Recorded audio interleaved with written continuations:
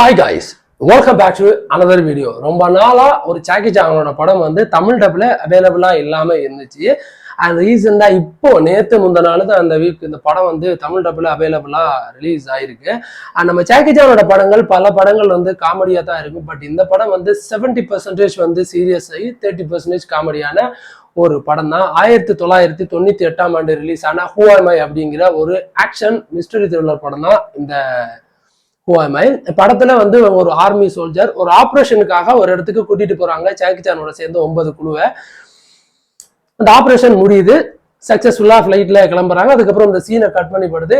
அதுக்கப்புறம் அவரோட நினைவுகளை மறந்து ஒரு காட்டுவாசிகள் அவரை காப்பாத்தி சாக்கி சான் வச்சிருக்காங்க. ஏந்திரிச்ச உடனே ஹூ ஆம் ஐ, நான் யாரு, எனக்கு அப்படின்னு பேரே தெரியாம அவர் வந்து வாழ்ந்துட்டு இருக்காரு அந்த கும்பலுக்குள்ள. ஸோ அதை யாரு அப்படின்றத கண்டுபிடிக்கணும் அப்படின்னா அந்த இடத்த விட்டு வெளியில போகணும் அப்படின்றதுக்காக அங்க என்ன நடந்துச்சு அப்படின்றத வரை அவங்க சில சிம்பிள் காமிக்கிறாங்க. ஒருத்த மரத்துல தொங்கிட்டு இருக்கு மாதிரியும் அவனோட சேர்ந்து 9 பாடிகளை நாங்க இங்க புதைச்சோம் அப்படின்னோட அவருக்கு கொஞ்சமா அவரோட அந்த பழைய நினைவுகள் எல்லாம் அவருக்கு திரும்ப ஆரம்பிக்குது. ஸோ நான் உண்மையை கண்டுபிடிக்கணும் அப்படின்னு அந்த மலைக்காடுகள்ல இருந்து அவர் வந்து டவுனுக்கு வெளியில வந்து அவரோட நினைவுகளை தேட ஆரம்பிக்கிறாரு.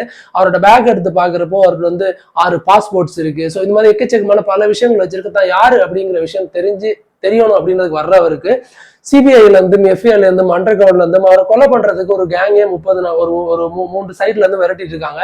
தான் யாரு அப்படின்றது தெரியாம ஓட ஆரம்பிக்கிறாரு சாக்கி சான். இறுதியில தான் யாரு அப்படின்றத எப்படி கண்டுபிடிச்சாரு, எதுக்காக தன்னை கொலை பண்ண ஆரம்பிக்கிறாங்க, தன் ஸ்டார்டிங்ல தனக்கு நடந்த எதுவுமே ஏன் எனக்கு ஞாபகம் இல்லை அப்படிங்கிறத சொல்ற படம் தான் இந்த ஹூ ஆம் ஐ அப்படின்ற படம்.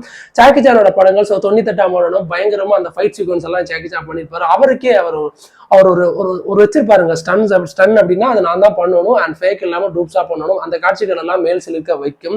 அதே மாதிரி ஃபைட் சீக்வன்ஸை தவிர இந்த படத்துல காமெடி அப்படிங்கிற சீனை ரொம்ப கம்மி பண்ணி சீரியஸ் அப்படிங்கிற விஷயத்த வந்து ஹையெல்லாம் வச்சிருப்பாங்க. அதுதான் எனக்கு இந்த படத்துல ரொம்ப பிடிச்சது. வழக்கமா சாக்கி சான் படங்கள் எல்லாமே சூப்பர் டூப்பர் ஹிட்டா இருந்தாலும் அவரோட படங்கள்ல அதிகமா காமெடி காட்சிகள் அதிகம் கலந்துருப்பாங்க. அதனாலதான் அவருக்கு ஒரு நிறைய ஃபேன் பேஸே இருக்காங்க அப்படி 90 கிட்ஸ் எல்லாருமே அப்படின்றது உண்மை. பர்டிகுலரி அடல்ட் கண்டென்ட் அப்படின்றது அவரோட படத்துல கம்ப்ளீட்லி இருக்காது அப்படின்றதா உண்மை. அப்படி இருந்தும் இந்த படம் பாத்தீங்கன்னா வந்து ஒரு ஒன் ஆஃப் த பெஸ்ட் மூவியா சாக்கி சானோட லைஃப்ல இருக்கு எப்பவுமே இருக்கும், எனக்கு இருக்கு அப்படின்றதா உண்மையும் கூட. அந்த படம் நீங்க பாத்துருக்க மாட்டீங்க டெஃபினட்டா நிறைய பேரு. ஸோ தமிழ் டபுள் இல்லை அப்படின்னு இப்போ ரீசெண்டா தமிழ் டபுள் அந்த படம் இருக்கு, நீங்க கூகுள்ல சர்ச் பண்ணாலே வந்துடும்.